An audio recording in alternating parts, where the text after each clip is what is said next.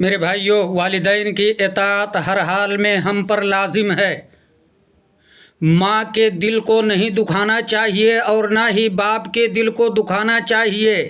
جب ہم کچھ نہیں جانتے تھے تو ماں نے چلنا سکھایا، بولنا سکھایا، پکڑنا سکھایا، اور اس سے پہلے 9 مہینے تک ماں نے ہم سب کو اپنے پیٹ کے اندر رکھ کر کے بے شمار تکالیف کو برداشت کیا۔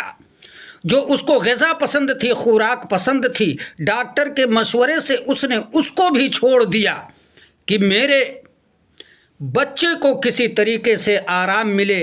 یہ تمام تکالیف برداشت کرنے کے باوجود وہ ہر حال میں خوش ہے، اور وہ باپ ہے جو بازاروں کے اندر جا کر کے تکلیف کو برداشت کرتا ہے، محنت کرتا ہے، مزدوری کرتا ہے، پسینے بہاتا ہے، دھکے کھاتا ہے، گالیاں بھی کھاتا ہے کہ کسی طریقے سے میرے بچے کو روٹی کا ایک ٹکڑا مل جائے۔ چنانچہ ایک صحابی رسول ہیں، اللہ کے نبی صلی اللہ علیہ وسلم کے پاس پہنچتے ہیں۔ ترمذی شریف کی روایت ہے، عن بہز بن حکیم عن ابیہ عن جدہ قال قلت یا رسول اللہ من ابر، کہتے ہیں اللہ کے نبی صلی اللہ علیہ وسلم سے میں نے سوال کیا، اللہ کے نبی صلی اللہ علیہ وسلم میں کس کے ساتھ اچھا برتاؤ کروں؟ اللہ کے نبی صلی اللہ علیہ وسلم نے ارشاد فرمایا،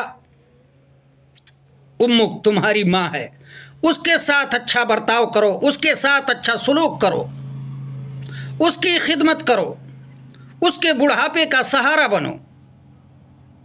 کہتے ہیں پھر اللہ کے نبی صلی اللہ علیہ وسلم سے دوسری مرتبہ میں نے سوال کیا، پھر اللہ کے نبی صلی اللہ علیہ وسلم نے ارشاد فرمایا امک۔ دوسری مرتبہ بھی اللہ کے نبی صلی اللہ علیہ وسلم نے ارشاد فرمایا کہ تم اپنی ماں کے ساتھ اچھا برتاؤ کرو۔ وہ صحابی کہتے ہیں قال قلت ثم من قال امک۔ تیسری مرتبہ بھی اللہ کے نبی صلی اللہ علیہ وسلم نے ارشاد فرمایا کہ تم حسن سلوک کرو اپنی ماں کے ساتھ۔ جب تم کچھ نہیں تھے، گندگی میں لت پت تھے، تب اس ماں نے تو تمہارا ساتھ دیا، تمہاری گندگی کو صاف کر کے تمہیں چوما، چاٹا، پیار کیا۔ اس لیے اپنی ماں کے ساتھ ہر حال میں اچھا سلوک کرو، اچھا برتاؤ کرو۔ وہ صحابی رسول کہتے ہیں پھر میں نے اللہ کے نبی صلی اللہ علیہ وسلم سے پوچھا، اللہ کے نبی صلی اللہ علیہ وسلم اب میں چوتھی بار کس کے ساتھ اچھا سلوک کروں؟ چوتھی بار میں اللہ کے نبی صلی اللہ علیہ وسلم نے ارشاد فرمایا کہ اپنے باپ کے ساتھ اچھا برتاؤ کرو۔ باپ نے تمہارے لیے کیا کیا مصیبتیں نہیں سہی ہیں، کیا کیا تکالیف نہیں برداشت کی ہیں۔ باپ نے بہت زیادہ تمہارے لیے، تمہیں کھلانے کے لیے، جلانے کے لیے بے شمار تکلیفیں برداشت کی ہیں۔ اس لیے باپ کے ہر حکم کو بجا لاؤ۔ قرآن میں اللہ رب العزت ارشاد فرماتے ہیں وَاخْفِضْ لَهُمَا جَنَاحَ الذُّلِّ مِنَ الرَّحْمَةِ، تم ان کے لیے اپنے بازو کو نرمی سے، رحم دلی سے جھکا دو، ان سے بحث و مباحثہ مت کرو۔ وہ تمہارے اوپر اتنا زیادہ احسان کر چکے ہیں کہ تم تو اس زندگی میں اس احسان کا بدلہ کبھی بھی پورا نہیں کر سکتے۔ اللہ کے نبی صلی اللہ علیہ وسلم نے ارشاد فرمایا، مسلم شریف کی روایت ہے، راوی حدیث حضرت ابو بکر رضی اللہ تعالیٰ عنہ فرماتے ہیں کہ ہم نبی صلی اللہ علیہ وسلم کے پاس تھے۔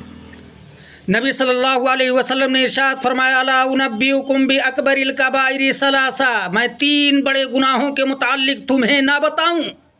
یعنی بتانے جا رہا ہوں، الاشراک باللہ، اللہ کی وحدانیت میں کسی کو شریک کرنا، قل هو اللہ احد، اللہ اکیلا ہے، اس کا کوئی ساجھی نہیں ہے، کام بنانے والا بھی اوپر والا ہے، اولاد دینے والا اللہ ہے اور نہ دینے والا بھی اللہ رب العزت کی ذات ہے۔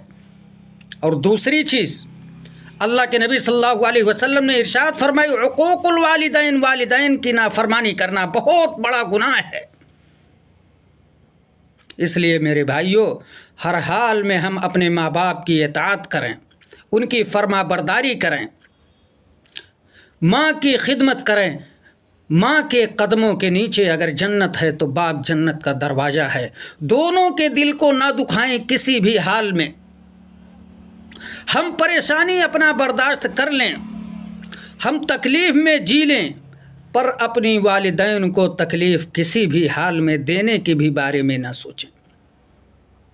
اللہ ہم سب کو والدین کا خدمت گزار بنا دے۔